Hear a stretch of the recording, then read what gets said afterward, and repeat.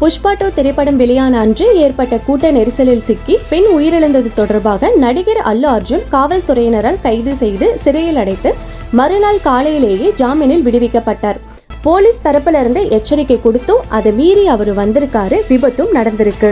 இது குறித்து சட்டசபையில தெலுங்கானா முதலமைச்சர் ரேவந்த் ரெட்டி பேசுறப்போ, நடிகர் அல்லு அர்ஜுன் ஒரு இரவு மட்டும் ஜெயில இருந்ததுக்கு தெலுங்கு திரையுலக பிரபலங்கள் நேர்ல சந்திச்சு ஆதரவு தெரிவிச்சிருந்தாங்க. பலரும் அவரை பாக்கிறதுக்கு வரிசையில நின்னுட்டு இருந்தாங்க.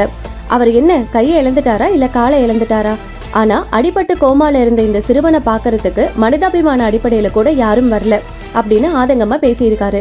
இனிமேலும் சினிமாவுக்கு எந்த சிறப்பு சலுகைகளும் இல்லைன்னு சொல்லிட்டாரு. இவருடைய இந்த கருத்துக்கு பலரும் ஆதரவு தெரிவிச்சு சமூக வலைத்தளங்கள்ல தங்களுடைய கருத்தை பதிவிட்டு இருக்காங்க. நடிகர்கள் அவங்க வேலையே செய்யறாங்க. நாம சினிமாவை பொழுதுபோக்கா பார்க்கணுமே தவிர வாழ்க்கையை இழக்கிற அளவுக்கு முக்கியத்துவம் கொடுக்க கூடாது. ஏன்னா பணத்தால இழப்புகளை சரி செய்ய முடியாது.